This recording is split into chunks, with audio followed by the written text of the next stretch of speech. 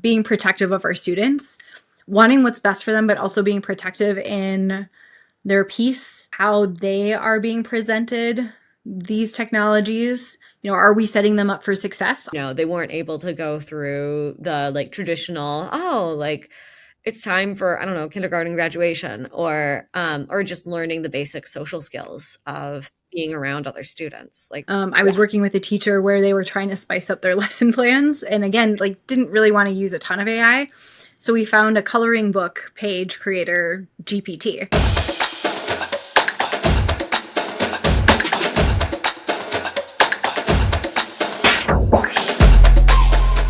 Everybody, and welcome back to Swift Start Go, your favorite show all about AI, tech, and culture. I'm your host, Carolyn Holden, and today we have an extremely exciting guest here who I think you are going to absolutely love, because we're talking about AI and education. All right. So Emily Owens is a recognized college access strategist, speaker, and advocate with almost 2 decades of experience in admissions counseling and post-secondary programs. Emily specializes in human-centered programs that bridge the gap and integrate AI with ethical frameworks. Her leadership roles on executive boards for organizations like the MACAC and the MNACC, along with various speaking gigs and engagements and policy advising, have positioned her as a strong voice on how educational institutions can meet the moment with authenticity and innovation. Emily, thank you so much for coming on the show. I'm so excited to have you. Me too. Thank you so much for having me. Yeah, absolutely. You've worn a ton of different hats in education over the years: counselor, director, strategist, all of these different things. I am curious, though, about the AI factor of this, right? So what first sparked your interest in integrating AI into your work with students? Absolutely. I have younger siblings, so I've always tried to stay on top of new technology so I could relate to them and have things in common with them. And have them not make fun of you and be like, "You're such a boomer." It's like, "No, Exactly. Yes. I'm not a boomer." Yeah. So I've always had this interest at tech curiosity, Mhm. or just kind of playing around with these new tools that are coming out. And part of my work and something I'm really passionate about is persistence counseling and alumni counseling. So Mhm. supporting students not just through figuring out what they want to do with their life while they're in high school, but then after the fact, making sure Mhm. that, if they're not getting the resources that they need, or if they have a question in the middle of the night and, the college office isn't open for them to talk to, they can reach out to me, right? And 2 months after ChatGPT launch, one of my students came to me and was like, this professor's talking about this thing in our class and saying we can't use it, and what do I do? So I worked with them a little bit on it, and, realized I need to get into this. I need to really learn this if I'm going to do my due diligence in serving students. And then I kind of fell in love and started training in AI and taking as many classes as I could, and playing around with as much as I could. And it's kind of flourished into this piece where, for me, as I've learned more, I've really wanted to step into spaces where I could not only support students at a broader scale, but also helping other educators learn what they need to know, because there's so many changes happening all the time. It's really hard to stay on top of things. And also just that kind of final component of helping to be a voice in spaces, to advocate and bring attention to, well, what environmental considerations are we thinking about, safety, especially around student information and privacy. So it's kind of spawned into this beautiful thing that I do for fun now. Yeah. Oh my gosh. I love this so much, especially because I think AI has affected education honestly far more Mhm. than even the corporate world. Even if the corporate world is like, we're embracing AI. I don't think anybody's embracing AI like students are embracing AI.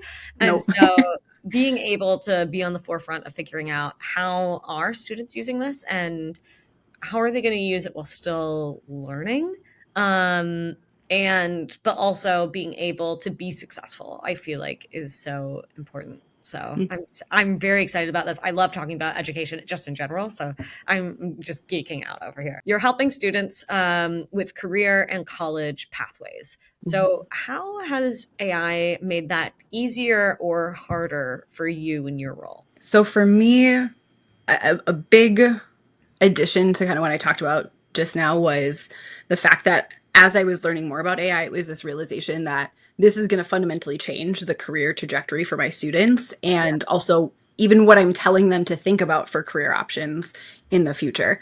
So I think right off the bat, it's that piece of there was already a digital divide that existed before in students knowing how to email, how to use various computer technologies in and of itself. Now, this is this extra component that is further exacerbating this digital divide. So it's made me really conscientious when I'm talking to students about careers, adding in that extra piece of we need to be mindful of what kind of technology you're going to need to know for this career, because pretty much any career you're going into now, there is that component, even in the trades. There are Yeah. so many different seminars and individuals I've talked to where they're saying, they're using AI to help create bids for different construction projects. They're using it to help configure, maybe what supplies that they need based on space parameters, et cetera.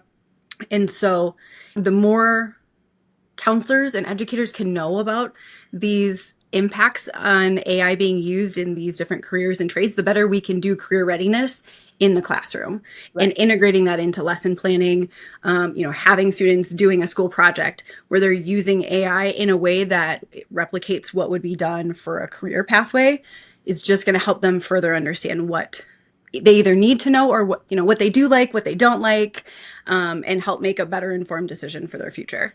Gonna give you a bit of a wild card that's not written down. As I think you said when we were chatting the other day, like so many people think they know what's going on in schools and don't.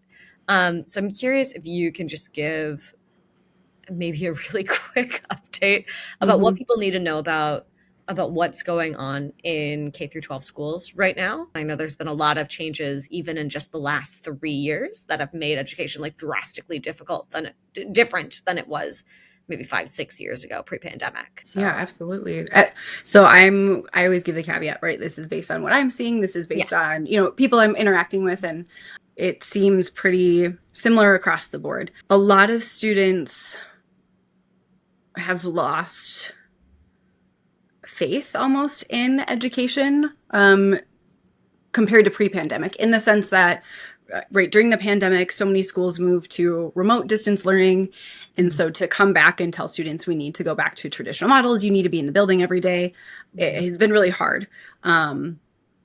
They know that it can be done differently, so we're having students constantly question, well, why can't I be in school part-time, why can't I have Fridays off to go work, etc., and those are great questions.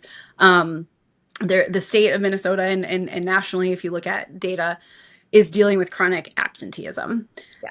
There's also a lot of factors that are happening too that are also impacting students' ability to get to school. We have transportation shortages. There's not enough buses to get students to schools, right? Resources are being cut, funding's being cut. So schools are just having to do more and more with less and less, which is also kind of relating to the educator burnout that I'm seeing. Teachers are being asked to do more. There's a lot of emotional support that's going into taking care of our students. And so many people care. And it's kind of consuming all parts of your life. It's really hard to kind of set those boundaries. And so you have a kind of a perfect storm that's happening. And now adding in AI to it is exacerbating things because you have lots of schools that are trying to make the most with what they have and now being told, hey, you have to figure this AI thing out and also teach our students how to do AI, but not Yeah. being given free resources in order to train staff around AI to then teach the students is really hard. And it makes sense too that like let's say you're a student and your family is struggling financially. You used to have a little bit more flexibility so you could get, a job. And now there's this magical tool that will just write your homework for you. Mm-hmm. Um, and then you're thinking, well, wait a second. If there's this magical tool that just does work for you, is there actually going to be a white collar job for me? Should I even go to college? What am I doing here? Maybe I shouldn't be in school. I can see like the conclusion is like, well, this seems like a waste of time if I no longer, like, if the world that used to exist no longer does. Hmm. And it also feels like there's just a big sense of betrayal among students too. Like that, they weren't able to go through the like traditional, oh, like it's time for, I don't know, kindergarten graduation, or just learning the basic social skills of Hmm. being around other students. Like that's a lot of what I've been hearing from my family. I have many family members who are educators who I've talked to about this as well. That plays into that mental health crisis that we're seeing with students, and so anybody who's not, you know, around educators frequently, or around high school students, it is terrifying, to be honest. Students are really dealing with a lot, and I think, some individuals that I talk to who, again, don't have connections to high school students, when you start seeing the fact that there's so much that happens, we try to do no phone policy. And whenever I'm teaching classes of like, where you're going to focus, you can have it near you, but just, flip it over. The phones are buzzing Yeah. constantly. We have chargers in our office as a Yeah. way to provide extra support, so kids can come in and charge their phones during lunch break and everything. And that gives us a chance to connect with them. Hey, how's it going? And it's just constant notifications popping up, and to have to deal with that at such a young age early on, and not have had the skills or practice of how to manage that fire hose of stuff coming at you is really hard. And so I want adults to give students more grace, because I think we weren't really equipped to prepare students for this world that is currently happening in terms of just accessibility. Yeah. People can get a hold of you so quickly. In conjunction with that, I've had a lot of students come into our office and just talk about how they're struggling, and part of it is they're seeing the adults around them struggle. Yeah. They're seeing a lot of adults get angry and mad at each other. It's okay for, someone, if you get cut off on the road, to like yell at the other driver. And so you have these adults, especially post pandemic, who are really struggling with emotional regulation. Um, Mhm. and the kids feel it and they see it. And when you have students verbally telling you that they're noticing those things, they've already been dealing with the stress of that far longer than when it actually verbally comes out in disclosure like that. I was talking to one of my friends who's an educator out east, and she was telling me, I was trying to ask her, like, who are the students who are doing well? Like, what is different about the students who are doing well um, versus like the students who are not? Like, what is effective? And one of the things that she said, that I thought was very interesting, was that she said it was very obvious which kids interacted with their families. Mm-hmm. So she said that one of the things that she had noticed was that students who were completely disengaged in schools would go home and spend all of their time in their bedroom on their phone or on their devices and not interact with their other family members. And Mm-hmm. that their family members were also self isolating and on their phones. And we actually went out to dinner and we saw like a multi generational family get together at a restaurant, and she was looking around. She's like, oh, look, the kids are on the phones, but also half the adults are on the phones. There's only a handful of them who are talking. Mm-hmm. And then we looked out around at another table, and the parents were on their phones, and their kids were on their phones as well. And she was just like, yeah, see, so they're not, even if this is like once every couple of a days kind of a situation, they're not getting that social stuff, they're not getting the attention, they're not getting the emotional things, and a lot of times it's because the parents are just too tired. Mm-hmm. But like across the board, everybody is like, the kids aren't reading because they're on their phones, because they're watching videos. And now with AI tools like just speech to text transcription, you don't need to necessarily know how to write. You can just tell No. your phone, hey, this is the question that I have, and ask it to give you back an audio result, Mm-hmm. right? Mm-hmm. Even adults are struggling with that. that Yeah. phone social media piece too that I was talking about, right? With the constant notifications and you don't want to miss out on anything. And, is there a weather storm coming in that I need to be paying attention to? Oh, this family member needs something. And it's incredibly hard to be disconnected, but we are seeing that when we create those moments for disconnection and being in community, that's really great. Like, the end of the day, we're human and we want to be in community. We want to be cared for. And so I think, like, for me, that's part of why I've really gotten into AI, is because I want to help find that balance. And I want to be able to help students navigate that path of, right, like, technology is here. Technology is part of our world. So how can we find that balance between utilizing it, but also not losing out on that human centeredness? That's really important. Yeah. And to be clear, I'm not saying that parents can't be on their No, phones. yeah, yeah. Kids can't be on their phones. I think there's a time and place where it's appropriate, or like you are too tired, like everybody needs a break. Like let's Yes. have a quick timeout. Like Yes. what became clear while talking to my friend who was an educator was that there are some families where that's all they do, Hmm. where kids were not engaging with their parents almost at all. Mhm. And when asked, "Oh, what did you do this weekend?" "Oh, I sat in my room and I played on my phone." "Oh, well, what was your family doing?" "I don't know." And that was something that I thought was pretty shocking. So that was I think again it's always like using things in moderation, right? Mhm. So if you're using phones that you're worried about, I'm not attacking you. No, yeah, yeah. Well, and you bring up a great point too, because so as a parent, and I know you and I have talked about this too. Yeah, I have two toddlers, and they're great, but it there are times where you need a little bit of a break and a buffer, and with some of the families that I work with, many of them are working multiple jobs, yeah, and so when they do come home and they need to decompress, they're going on their phones as a way to do that, because I could be wrong about this, but at least in my experience and what I've seen, it is very hard and it is a privilege to access some of that self-care things that don't involve technology. Technology is an easy way to, hey, I'm going to disassociate, I'm going to decompress, I'm going to, like, this is my me time, right? And you kind of touched on, right, like, there's that economic and access layer to yeah. this piece.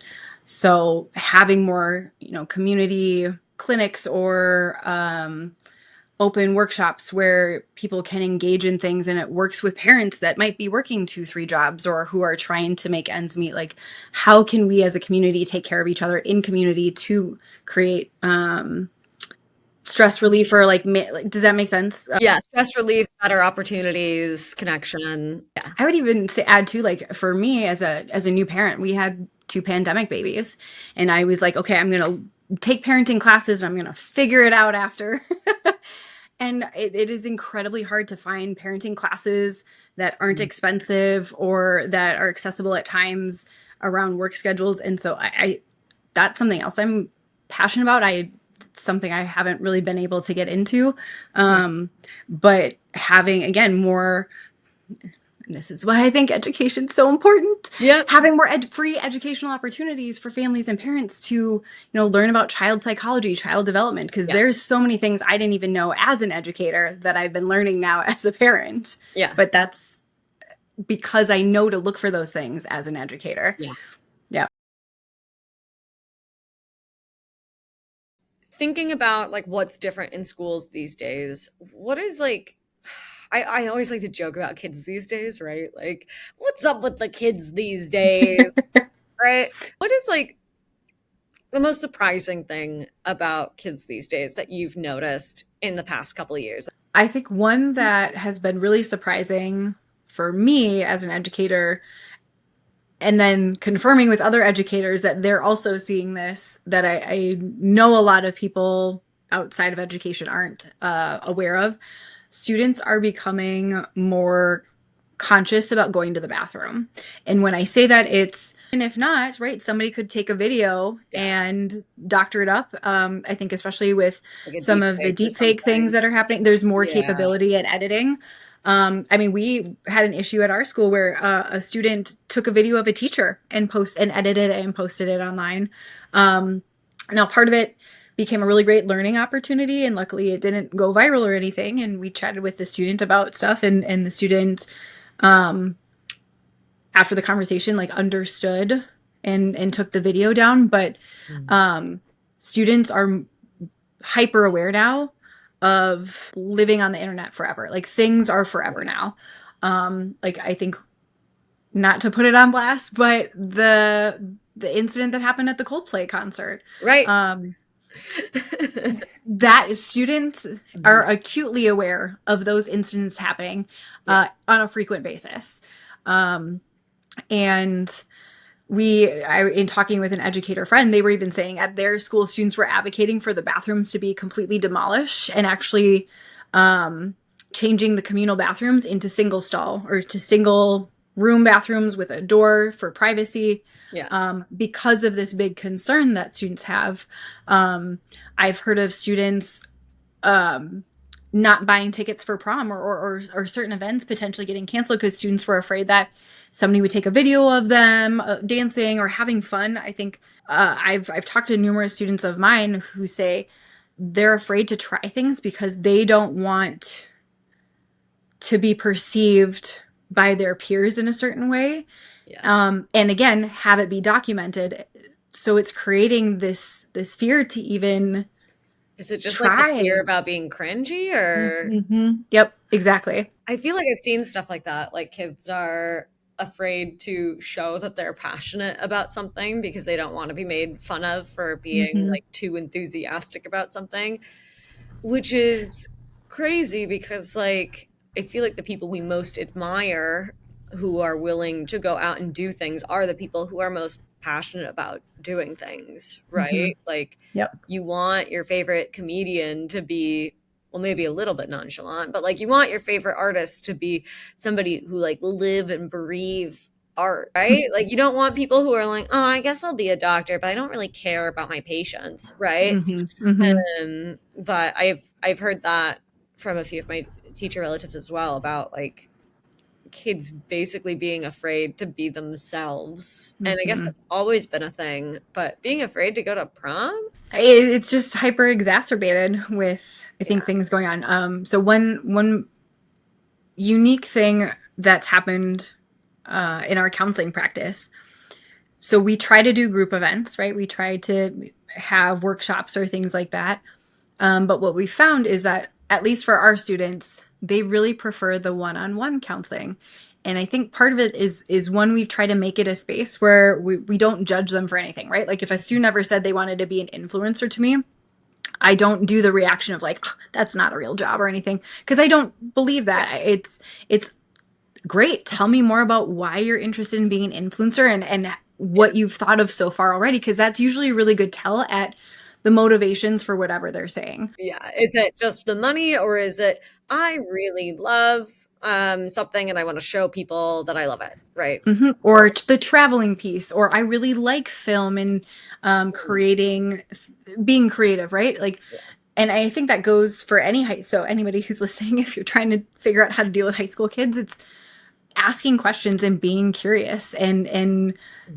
really trying to not show any judgment at all on the front end, and kind of help them express that passion, and in those one-on-one meetings, because we've tried to create those kind of environments, we're able to get those glimpses of those passion pieces coming through, or then it's funny, you see them later on in the high school and something about that thing comes up, and you kind of watch them and you see that they really try to not have an expression about it, or not, again, unless they're in a safe place, like maybe they're with a group of friends who already know that that's something they're interested in, Mhm. they will be less expressive about it, Mhm. because there is this really big consciousness around how am I being perceived. My senior year of high school, they did set up these like group circles of like randomized students to be like, hey, what did you think about your experience? And one of the things that they were really trying to get down to the bottom of, like it was kind of obvious from the questions, was like, oh, did you think our school was so aggressive that you didn't feel like you had time to be a kid? Mm. um and I don't know how they picked the groups, but I was in the groups with literally all of my bullies.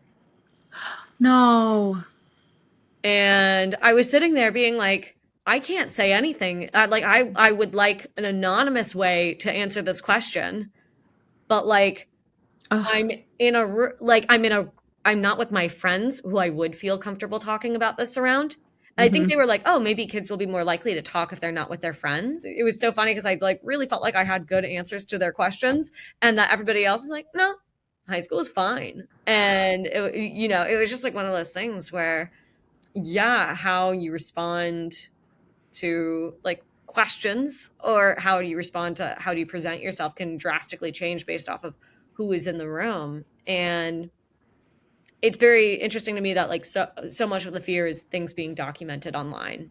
Hmm. um because I think that's probably the big difference was, I didn't really worry about dancing at prom because if I looked at a goofy at prom, people might tease me about it for a day or two, but it wasn't going to be on the internet. Actually, technically, it probably would have been because we all had Facebook at the time, but it wasn't really used in that way yet. It was mostly like here are the pictures of us posing. And I would say, like, Rebecca Black is a prime example. She was just a poor kid who had the whole world commenting on her music, and this was something that she was excited about, that, her parents helped support her in doing, and it became this thing. And I will say, like, I've kind of followed her journey a little bit, and it's been Yeah. really cool to see how she's like reclaimed herself, and she's still musically active. And I was chatting um about this with my husband the other day. I was like, you do realize that Rebecca Black was a girl who liked to sing, whose mhm. parents like got her a present of you get to work with a producer to make your own music video. And she's like, wow. And that the producer of this music video put it on their website to advertise that they do this for kids. And it just got out of control. And everybody's harassing this 13-year-old who's not working with a real producer to make cool music. Like, and we're all making fun of her. And This poor so, girl. and right, like that was a big thing that happened years ago, and the fact that it is still occurring to like to minors, right? Like there are videos out there of kids, of minors, that are widely accessible, Yeah. and And like the and family vlogger kids don't space. have consent about it, Yeah. and yeah, it's really hard. And again, like I said, kids are hyper aware of this now, to the point where, again, it's kind of instilling this fear, freezing them in fear from maybe trying or doing experiences that they would want to, Yeah. because they have to be mindful. And it's also crazy because if like AI generated video gets that much better, people are going to be able to make videos of them doing embarrassing things without their consent.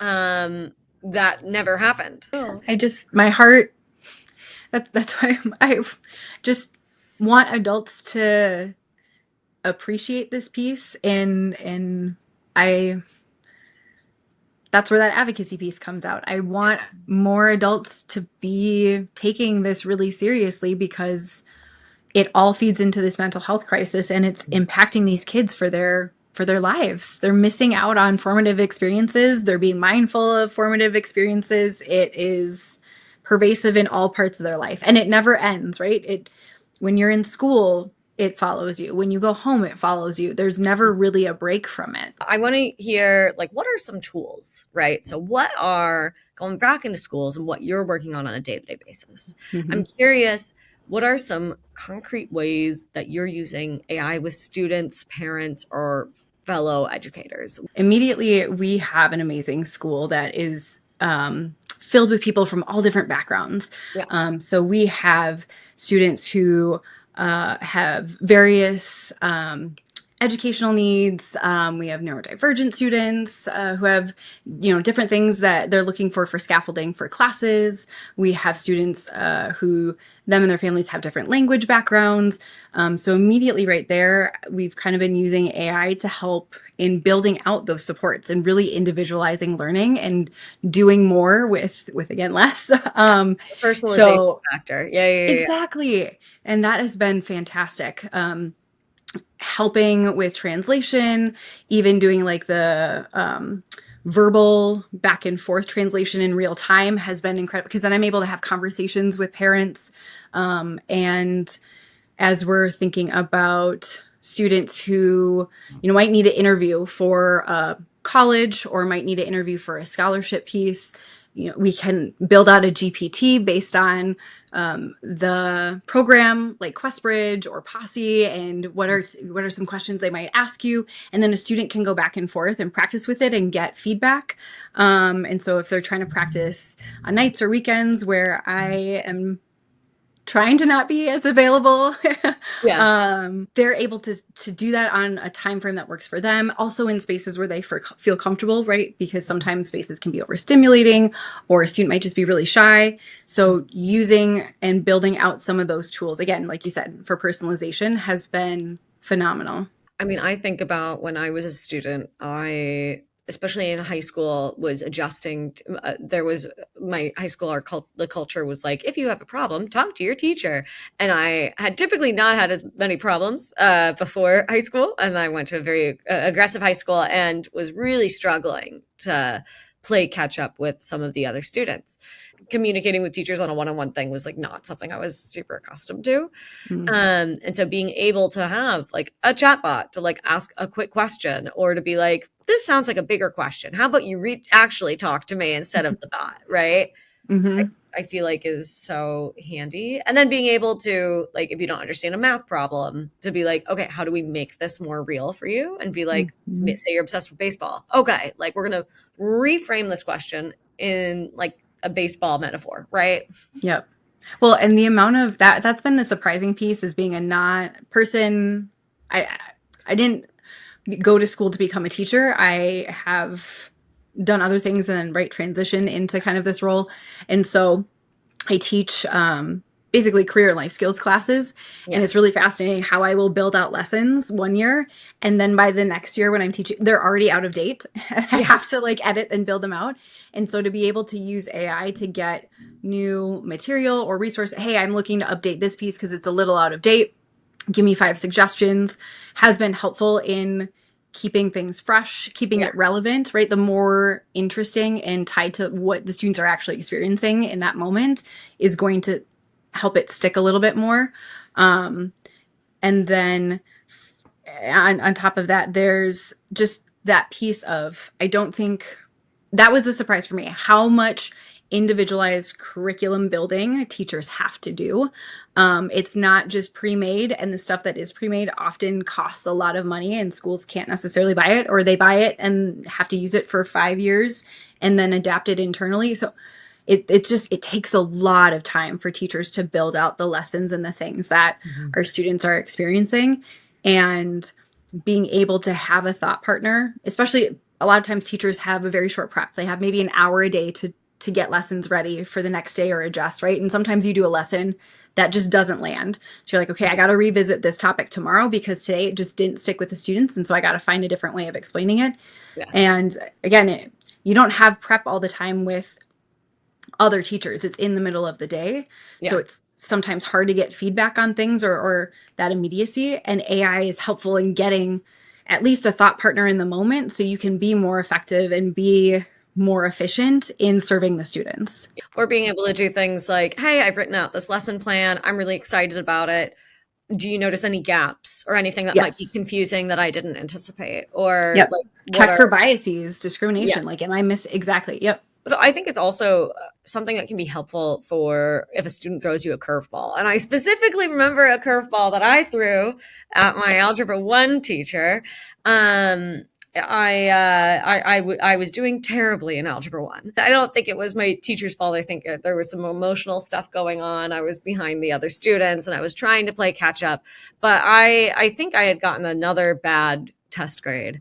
And that was just embarrassing. And I was just so distraught. And I was sitting there being like, why am I in this class? What is the purpose of algebra?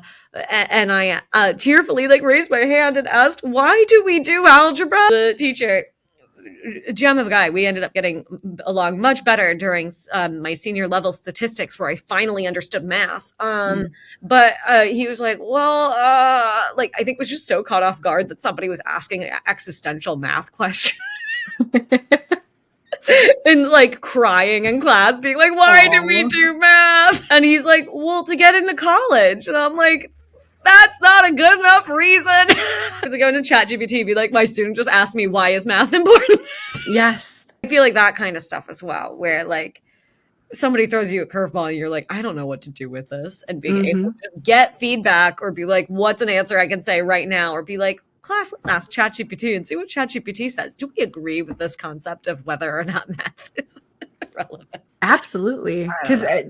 and it comes back to kind of what we were talking about before, right? Students are being more critical of the Yeah. purpose. They realize that their time is valuable. And so they're like, if what you're asking me to do doesn't seem valuable to me, I'm going to question it. Yeah. So, absolutely, to your point, that is pivotal in some of the ed spaces. You have to have a convincing argument as to why you should pay attention and take the time out of your day to do either this homework or this assignment or exactly. Yep. Next question, because we're having too much fun here. All right. So, what I've written here is across the board, whether it's adults or kids, we're seeing a huge divide in digital literacy. I'm curious from the student and teacher perspective, how can we bridge these gaps for students who have limited digital access, or for English language learners who are maybe struggling to play the basic catch up when they're in the class? That's a great question.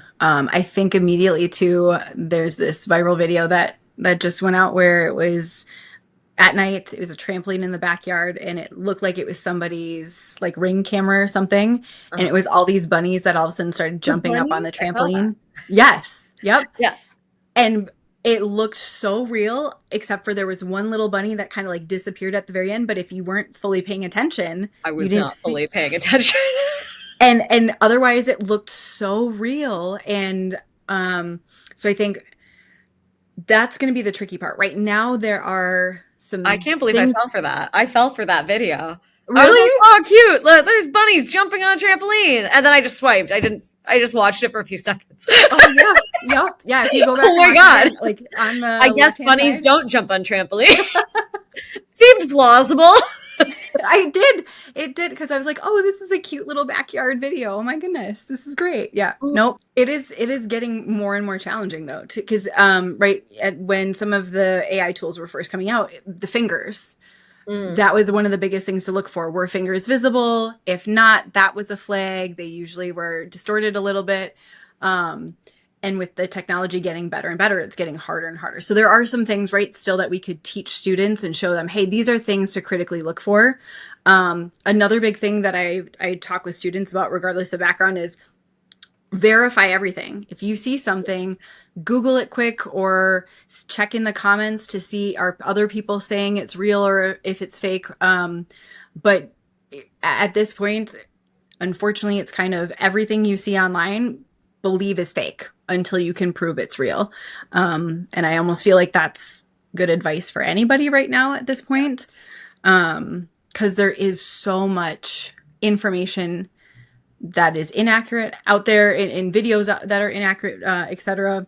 But then also, kind of like with data, I've gotten into data a lot with students lately. Of you need to be able to prove your work, so for career readiness. So let's talk about doing that while you're in high school. And with data, data can be manipulated. You can show whatever you're trying to show with data, Yeah. depending on again how you're. And that's kind of that piece Correlation with doesn't equal technology. causation. That was in Mm-hmm. stats, not Mm-hmm. algebra. Yes. It's just getting students access. The more you use it, the more comfortable you get with it, the more you're going to be able to either keep learning on your own or, decipher what's real, what's not real.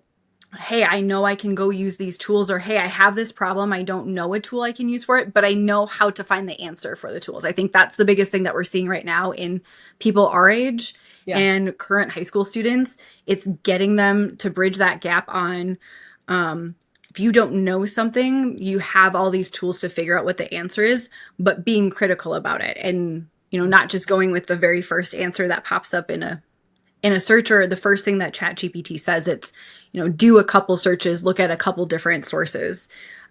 Just being really intentional about getting them that practice on the high school side, because you can't just teach it once and be like, yep, they're good, they're going to remember it. Everything comes down to habit. Yeah. Well, and even there are things that are out there that are like misinformation that sometimes isn't necessarily intentional, but Mm-hmm. sometimes it is.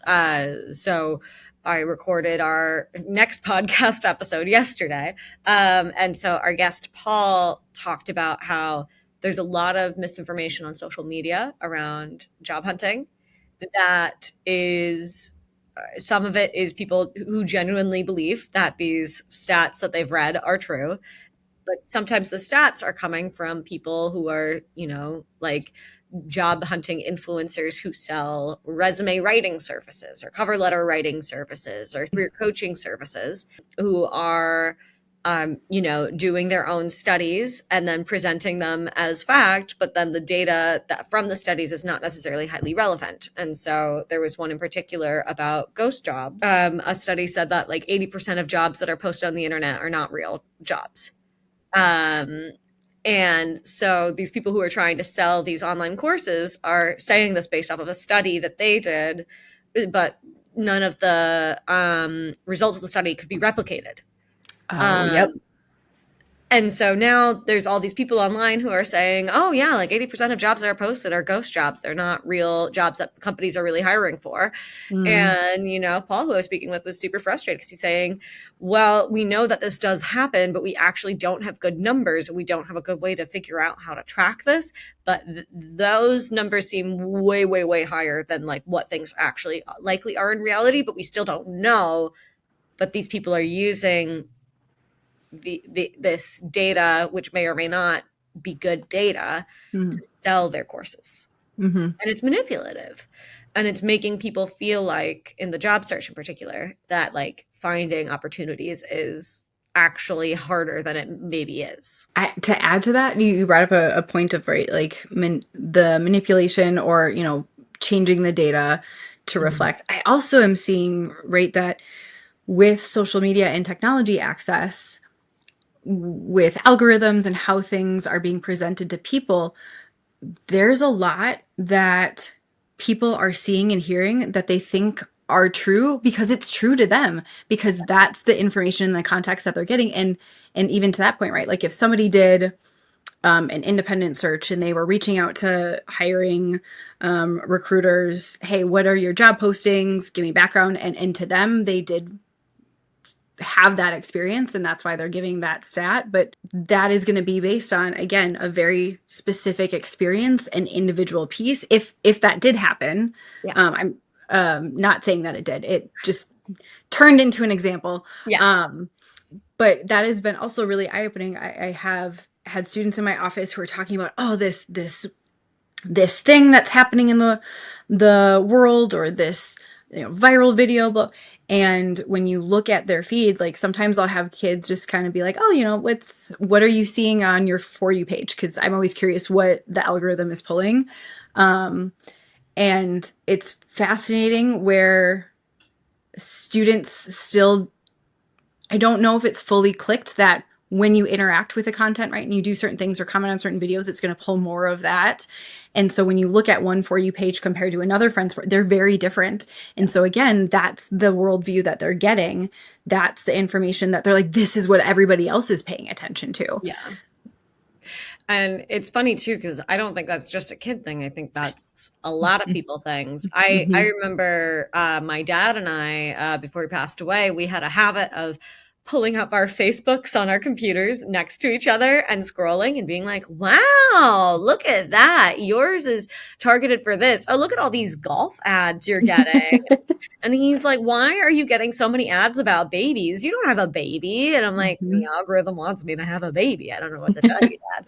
And so, you know, and so it was always fascinating to just do the literal side by side comparison. But then also, he didn't fully understand, although he felt like he was so savvy.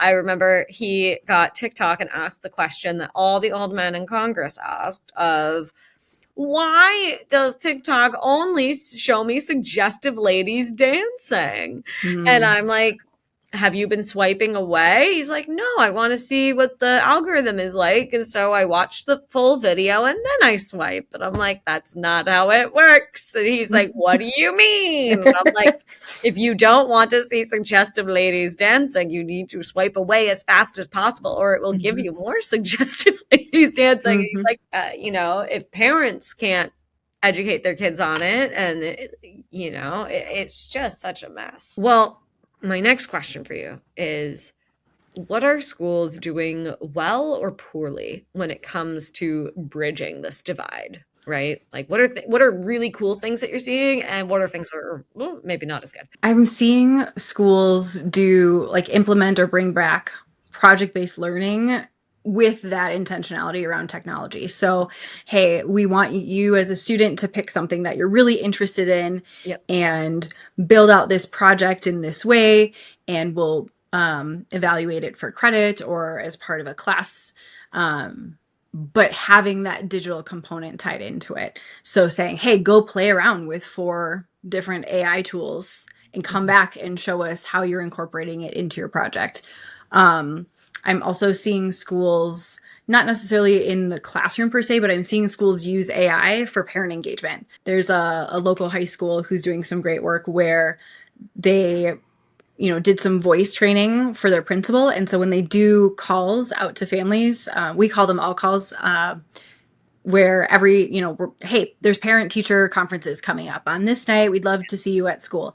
Instead of it being a robocall, they're tailoring it and using AI to personalize it. And so families are getting more excited, like, oh, I want to go to this now. Um, so it is adding in, kind of to our point earlier, that personalization, Yeah. that feeling of better utilization. Do parents know that those are AI calls? That's a great question. Maybe not. Maybe not. I don't want to. That's why I didn't say the school. I didn't want to out the school. Yeah, yeah, yeah, yeah, yeah. Yeah, that's so interesting because in the customer support space, they're trying to design systems where it sounds like you're talking to a human. And I think normally they say at the beginning of the call, they're like, "Hey, this is an AI generated customer support rep." Like I feel like they typically disclose that, but maybe not Mm. always. And so I was curious if how aware the parents are of what's going on. They might be more now, but I know when it first came out, it was very much appreciated. And I do Yeah, think it's that added personalization of this is the principal's voice. So I'm trusting that it's coming from the school. So it's a more believable voicemail. Like there's more buy-in on the authenticity of it. Um, makes sense. which is a great question and leads into so one kind of now niche side passion in conjunction with this AI piece is following the legal uh, regulations and things that are happening around AI. And so in the next couple months, if not even year, it'll be really fascinating to see how states and schools are going to handle some of the AI regulations. Like California passed a pretty impactful one where disclosure around AI has to be given not only on the front end, but all the way through. There's even parts of the law where it talks about how the developer and the deployer have to be testing for discrimination and bias actively. And whenever Right. they find it, they have to file it with the attorney general of the state. And so I'm curious to see how that's going to impact this big AI and education push. Because Yeah. now here's another thing that schools are going to have to be paying attention to on their own. If this software company approaches us saying, hey, we'll do AI for you at a discount, blah, blah, blah, the school has to be responsible for making sure that they're in compliance with Right. these laws that I think. And now on the federal level, we just had a Mhm. change, I think a few days ago or last week. Last week, yep. Now it can't be a woke bias. And now it's like, oh gosh, we'll see how that deals with the California stuff. What are things that schools might be doing poorly, or things that like educators or administrators maybe need to be keeping an eye out for? I would imagine like security is the biggest thing. Yep, I was immediately going to say security and data mining.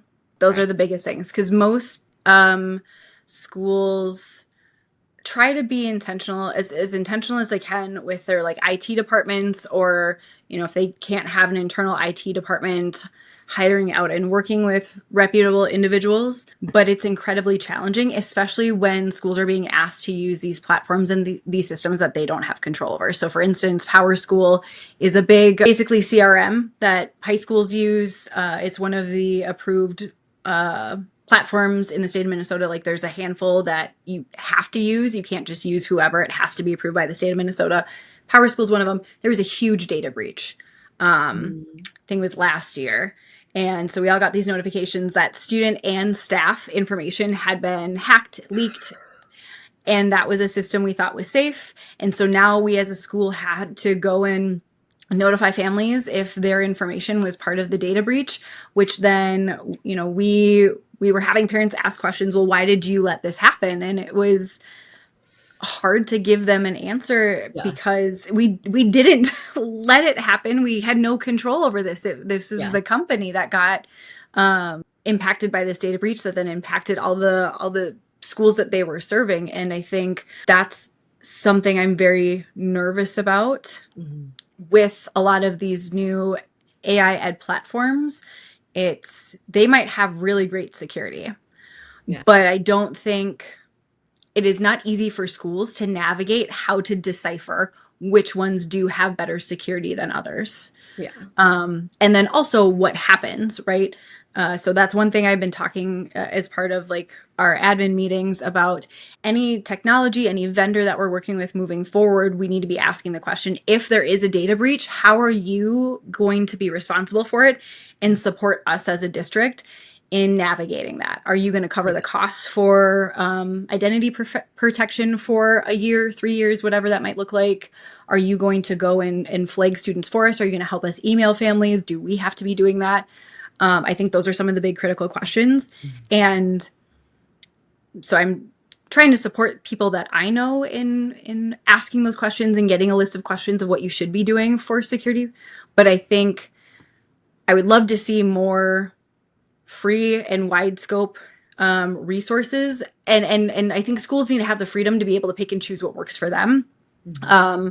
But it's really hard when you're trying to navigate all these other things and just running a school. Also the data mining piece, right? We have a lot of vendors that reach out, hey, we have this great platform, it's really going to help your students, you should use it. Then in asking questions, well, how are you going to be using data? There's some platforms that are saying, we do like video practicing with your students, or you can explore careers and your student can hop on a Zoom call with somebody and ask questions and everything.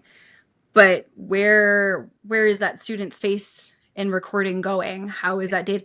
And I think as a parent, one thing I wish more parents knew about is going to schools and asking questions. How is my students' data being used for the tech platforms that you're using, and having the chance to either opt out or consent to certain things? I think it's going to be hard for schools, but it Yeah. is a big concern. Well, I mean, it's hard for almost any organization. I think the only companies that really do cybersecurity well are like tech companies that have extremely geeky teams who are super into it. I mean, when I worked at Data Volo last year, it was a whole bunch of former NSA guys. So they were all about security and they were really big into it. And we were pitching big companies, big data companies like Snowflake, who eventually acquired us. But we were talking, Citibank was our biggest investor. And so we had,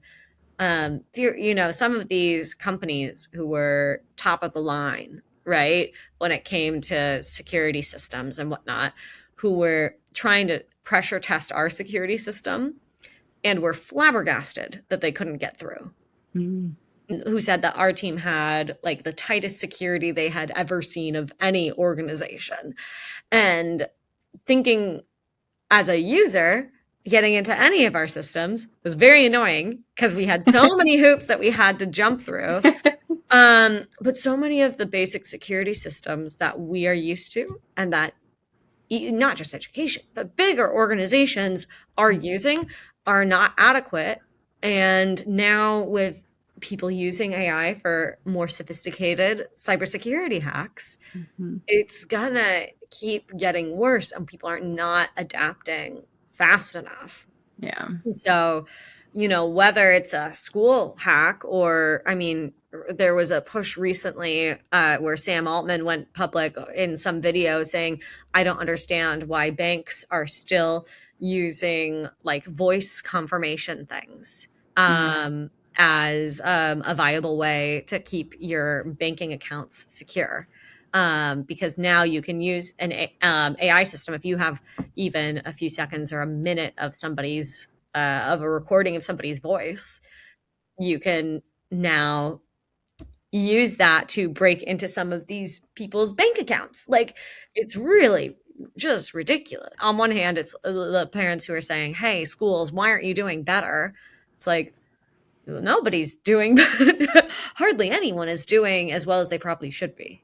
And I've talked to kind of friends about this where I like just brace yourself. We're gonna have more of these data breaches. They're just gonna become a bigger common occurrence Yeah. again, unless to your point, like things drastically change on that security side, because it has become technology is catching up to a point where it's going to be easier and easier to break into these systems.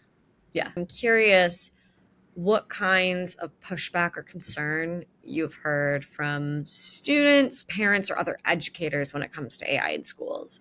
Like, what are people most concerned about? People are most concerned about environmental impact, and Really? just kind Yeah. of the negative things that they've heard in the news about AI and AI replacing individuals. Those are some of the big voices that I hear. And again, being in the education space, how is this impacting learning? Yeah. How are students actually learning? Is this a helpful tool? Is this hindering them? Are we ruining their futures? Those are kind of the big ones Yeah. that keep getting brought up, right? And I think we've been trying to have conversations around how can we be smart? How can we be mitigating some of these concerns, right? So if there's environmental impacts and concerns, then having conversations with educators and students about intentional ways of using these systems. So if we can be educated on tokenization and how your prompts impact energy use, water use, etc., Hmm. then you can be smarter and again advocate for companies to maybe do some things to offset some of these environmental pieces. I am maybe a little bit naive, but hopeful that we can maybe use AI to help offset some of these initial environmental impacts Yeah. and it gets better. I'm trying to be optimistic about it and hopeful because I think you have to be. Yeah. I will say what I have learned, AI's energy impact appears to be, it is within the top 10 of industries. When you put it in within the larger category of just internet and cloud computing and crypto in general, it is ranked at the number seventh or eighth biggest polluter, 1 to 2%. Mm, So that number is going up quickly. I think the yes. question is, how quickly is it going up? Yep. But I looked at those numbers and said, "Oh, this is substantially lower than it's being described. Than I feel like it's being described. Mm.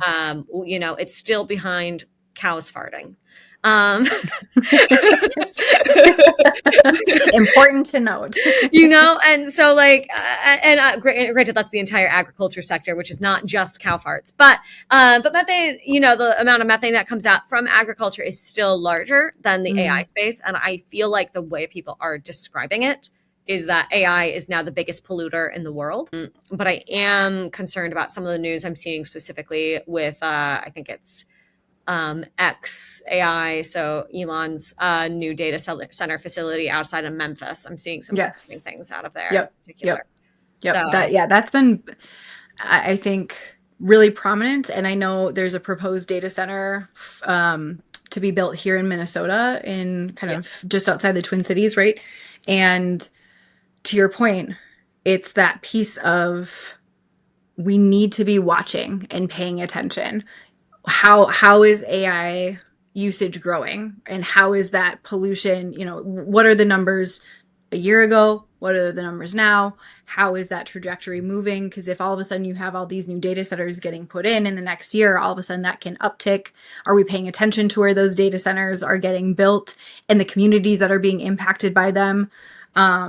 There's so much that goes into it, and that's partially why anyone I talk to about AI, I'm like, are you following the bills? Are you following the legislation that's being proposed? Are you talking to your representatives? Like, for instance, there was a environmental impact around AI that was proposed for Minnesota to do, Mhm. but it died in committee. And so it's that piece of, well, maybe we push to have it reintroduced in this next round, or what are ways, as we as citizens, as we as people who care about our community, are we talking to our community elected officials, mayors, council members, etc., about how AI is impacting where we live? Are we talking about it within the whole state? Are we going to the Capitol? I think that's one thing I love.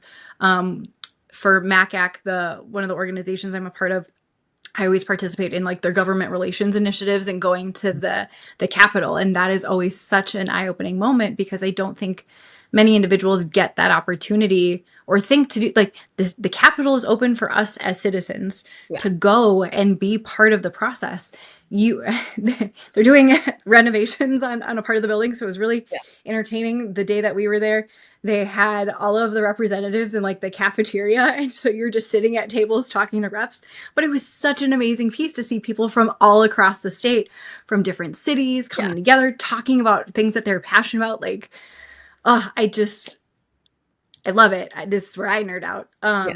And I want more students, more adults to have time to be able to go into those spaces and be part of those processes. Because again, it's not necessarily accessible. And I think a lot of people are just so busy. It kind of is like, yeah, I should call my representative. Yeah. But then it's easier said than done. I think a lot of people also don't see themselves as being involved in politics at all, or they don't think they can just go to the Capitol. That is not Yeah. something that would ever occur to them. Especially people who are like really politically disengaged. Like, why would I do that? And like, I think people here call you representative, but because people feel basically so disenfranchised, they don't even bother doing that, and not realizing that because the amount of people who are pushing back is so small, um, Mhm. that like if you do go, it actually does make a really big difference. Well, and even in any of the conversations I've had with legislators in those types of events, I've always learned something about the thing that I am talking to them about. Mhm. And oftentimes they'll engage in conversation and say, yeah, this is actually, you bring up great points. Here's some things that we're seeing, maybe from another committee that's impacting in a way that provides that additional context and either reaffirms what we're talking about, or it's like, oh, this is something that we can now take back and implement when we're talking about funding for education, right? Knowing about some of the infrastructure challenges that Minnesota is facing and needing to do some of these updates is really important, because we need transportation, and we need infrastructure for kids to get to school, for Yeah. educators to get, like, everything is so interconnected. And so to be able to go have those conversations and hear what they're being told from other industries, and helping them piece things together, but then also to come back as a better informed citizen. And then, right, to your point, people feel disenfranchised, people don't feel listened to. And so if there's ways that then in those moments where people can go and talk to their representative and come back and share information in their community, it just helps address some of the communication holes that might exist naturally. What do you hope that students will understand about AI by the time they graduate high school? Because I know you're primarily working with high schoolers. So, what are you hoping that they understand, whether it's how to use it or what they know about it? What do you think is most important? Ooh, that's a loaded question.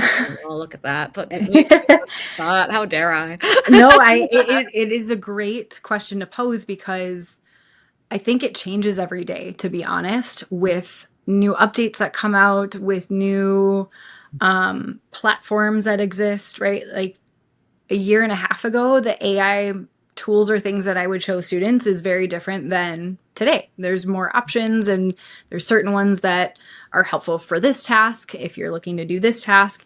And so maybe that's a good way of answering that question, is knowing what tools to use for Right. certain things.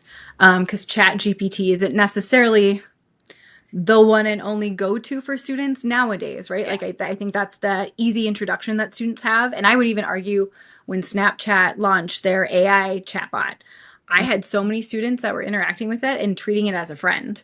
Hmm. And so they were having actual conversations. They would sometimes show me the conversations they're having with this AI chatbot. Yeah. So I think like that was kind of the first introduction, and then Chat GPT. And so it's that piece of those are great exposure points. And then here's more. And how do you keep up with some of these changes in a practical way? So, is there an account to follow that posts, hey, there's this new AI tool. This is great. Here's how to use it. Or I think then the secondary piece to this answer is, as you think about careers, you need to be thinking about how AI is going to impact those careers. So right now, even there's students who were interested in careers last year, who Mhm. now are going to be seniors, and we're going to have very different conversations about, hey, the industry that you wanted to go into is changing. So you can still potentially go into that industry, but the work and the role that you're going to have Is looks a very little bit different. different. Yep. And so are you Yeah. prepared to do that change? For instance, if I have a student who is very against technology, is not tech savvy, doesn't really Like like using technology. Yep. If a role that they're looking at going into is now really heavily adopting it, okay, maybe we look at a different major, we look at a different career path for you. Do you have any examples of that? I'm curious, like what are kids interested in and now pivoting away from? One area in particular that's really challenging, at least for me, and it's not necessarily even AI related. So I follow and talk with people through the Minnesota Department of Labor and like economic development. Psychology is a really popular major for Yeah. students. A lot of students want to help people, which is wonderful. For my student populations, the amount of money it costs to get a psychology degree and then to go get advanced schooling to Yeah, become masters. counselors, but then the salary pay for those positions would not be enough to sustain their families. It is a really hard conversation to have with students, because I never tell a student, no, I never tell a student, you can't be this job or you can't do this thing. I am actually the annoying counselor that's like, you can do anything you put your mind to. If you want to go to Harvard, great. Let's talk about pathways for that. Like you can do this program and then you could do like an extension program through Harvard, or you could do, right? Like Mhm. I will find you a way. But there are now becoming some careers where the salary doesn't match the return, the return on investment Yeah. is just too hard to justify for the students that I'm trying to ensure have financially stable futures, Yeah. because I know their families depend on it. And so it's that piece again too with AI and being mindful of, maybe a good example is marketing. Right. You have to be able to use technology. You have to be able to use all these different platforms Mhm. in order to create content, to track. So, like a good example that I had a conversation with a student about is analytics. You Right. have to be able to show analytic results for these marketing campaigns. You don't just make an ad, put it out there, and the company that hired you is like, yay, great job. And so if you're a student who doesn't like stats, data, Mhm. numbers, it's going to be really challenging. Or that's something that we flag on the front end of, hey, let's be really intentional about your post-secondary pathway planning and make sure that you're getting in those experiences and exposure pieces so you get good at navigating data, being able to show, hey, this is how this marketing campaign did well on. With the AI piece, right, there's tools now that are doing some of these content creation projects or steps that would normally be done by humans. And so navigating what that looks like, and just, at least for right now, not telling students don't go into this career, but flagging it as you need to be paying attention to the changes in your industry if you're going to stay on top of being successful in that industry. Does that make sense? Yeah. Well, because I mean, I have a few who I interviewed someone on the show, Kevin Boeing, who I still need to email back, about becoming a filmmaker who uses AI tools, and he's advertising that as his edge. And what's interesting is that that definitely is the future. And there are starting to be roles that are open for that yet, but there aren't that many because the industries haven't adapted to it yet. And Mm-hmm. so it was interesting chatting with him offline about trying to search for those kinds of opportunities when he's like maybe a year or two early to the game, Mm-hmm. right? And it's the thing where it's like, okay, how can you get by until these companies catch up, or how can you sneak in early, or how can you get an adjacent role that could turn into that Mm-hmm. at a different date, right? So Yep. the marketing thing is really interesting too, because there are numbers and things that you need to track and be involved with, but also so many of these systems just give you the numbers. So Mm-hmm. I don't see that as like a barrier, even though I, famously did not understand why we algebra. Uh, but I suppose I'm a stats girl, so perhaps analytics isn't too scary. The biggest thing is flagging it of like, you need to, and maybe this is a better way of putting. For marketing, is like it's not just art, Yes, right? yes, yep. And right, that goes into any career pathway planning. Mm. Let's look into what goes into this. So, like, one of my favorite examples is when students say they want to be a sonography or like ultrasound tech. Like, great, wonderful. Are you okay with being in a dark room a lot? Because that can be right. Like, what? Let's Yeah, think through what your day to day looks like. Are you also yeah, okay giving people not always the best news? How are you going to handle those situations? And so sometimes it's even just helping students think through. Or like another one has been wedding photographer or DJ. It's like, that's amazing. Are you okay working almost every weekend during these yeah, certain times of the year?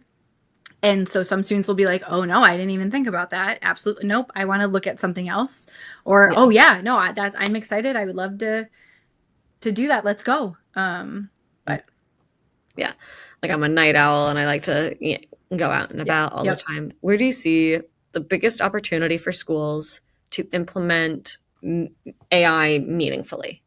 And then the other half of it, which is the same question, not a separate question, is where do we think we should pause or tread carefully? I think biggest opportunity is with students, you don't know what you don't know. Right. And this is allowing us a chance for students to have tools to help figure out some of those holes or gaps, or to ask some of those deeper questions. I was working with one of my alums who has really been interested in financial literacy and getting into that more, and, taking charge of their credit score and their finances. And they have shown me some of the deep dives that they did with AI in getting resources, building out budgets. It was really Mm-hmm. cool to see. And, as they were talking about things, they had mentioned, there were some things that we had taught them in high school, but oftentimes that's just kind of surface level. And so they were Right. really excited as they were diving into this of, I learned some, again, things that I didn't know that now just add into this bigger picture of me feeling really good about this and knowing what further questions to ask. Right. So I think we have that really great opportunity as long as we're able to build in those critical thinking skills with students and show them that it's not just you ask the one question and here's the answer. It's Right. kind of this big tree, right? There's all these different branches and I don't know if you ever played the game when you were younger. It was a thing when I was in high school and college where you would go on Wikipedia and you would click on Oh different yeah. links and see how stuff was interconnected, and we would sometimes just pick a thing and be like, who could get to the thing first based There was on, a name for that. What was that? It was like Wikipedia surfing, or no, it wasn't that. It was I something don't else. I don't remember, but yeah. It was always like, oh, how do we get from this obscure topic to this topic without Googling? Like you just have to click links until you get there. Exactly. Yep. And so I think like that's some cool ways that, right, with students now showing that there are things that you can prep for in your adult life that you could learn now, that you Yeah. can, again, do it in an easier way. Um, so there's that piece. I made the comment, you don't know what you don't know, but then also you don't know what steps you need to take to do the things. So I think that's also one added benefit is some of the AI functionality will walk you through. Here's the steps that you need to take. So it really does help people, especially neurodivergent students. It has been such an incredible tool of, okay, let's task break down for you and Right. make it more manageable. And then I think for the tread lightly piece, We were nervous about data mining and cybersecurity earlier. yes, feeling the pressure to adapt quickly. I think a lot of companies are feeling that, and it's, who can do things first, what is going to help make us more productive than our competitors. And I think Right. that is trickling into the high schools where we are being pressured by vendors. Hey, you need to adopt this, or hey, you already have this platform and we built an AI and you get to use it. Yeah. Versus, wait, we wanted to have choice and opt in or not have this functionality. I know one of the platforms our school uses for application management, they pushed out AI in a way that we couldn't necessarily turn it off. And it was really challenging because it presented information to our students that caused harm. Like it ranked kids' lists of what colleges they were interested in and told them the likelihood of them getting in.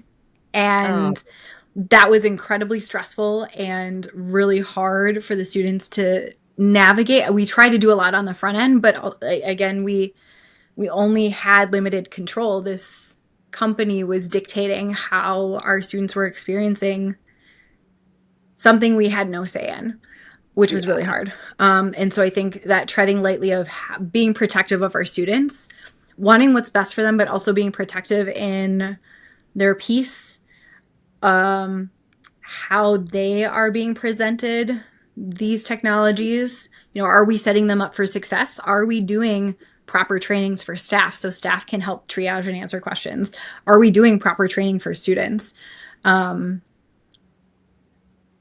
think schools will try to do their best, but it is really hard. And that's where that pause and kind of taking a step back. Do we need to be doing this right away that first week of school? Or can we introduce this thing maybe a month into school when we've had a little bit more time to acclimate? For an educator or a counselor in schools who's AI curious, but maybe a bit overwhelmed, what's one thing they can try today or tomorrow to get started? First and foremost, it's looking in your community. So asking around, there's a lot of like state organizations for counselors.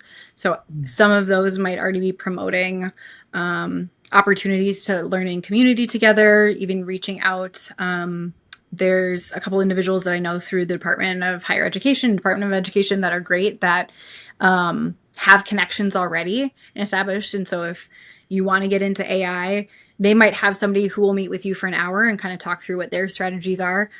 Also, following and paying attention if there's any AI or education events happening around you. That's kind of how I got immersed and involved. I just started looking up AI events in the Twin Cities and was like, I'm going to go and Yep. be in these spaces because these are going to be areas where I can learn faster and have Yeah. people who are in more than I am to be able to say, yes, this is worth it. Nope, this is Yeah. not worth it.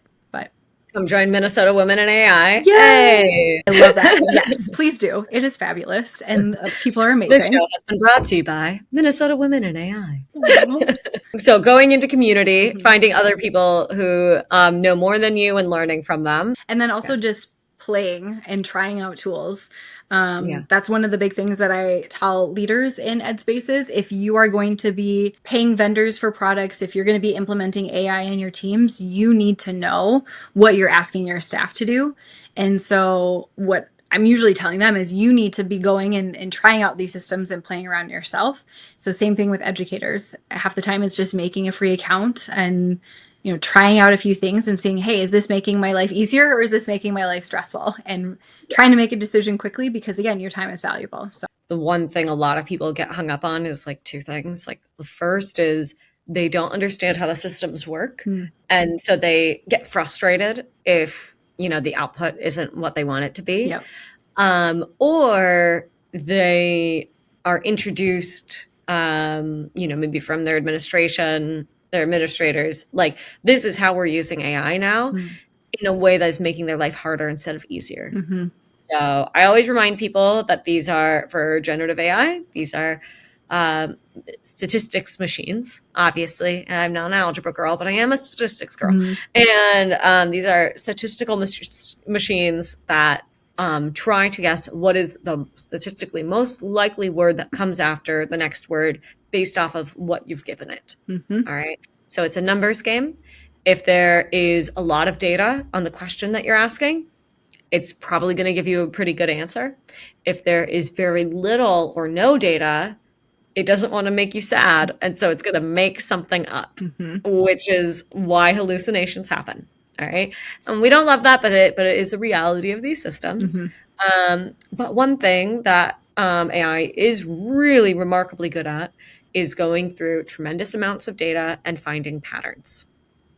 And so, I have a friend who's not interested in using AI to make her lesson plans, but maybe it's double checking the Mm-hmm. lesson plans and saying, is there anything that might be confusing, or is there anything that I'm missing, or is there anything that, I don't know, again, what you said before, bias, things like that. Mm-hmm. Being able to use it in ways to give you better feedback, Mm-hmm. and making sure that, like, when you're prompting it specifically enough, and also challenging the bot to improve its performance and not just accepting the first thing it says. It really does kind of take that trial and error when you're first starting out of figuring out, how do I need to word things?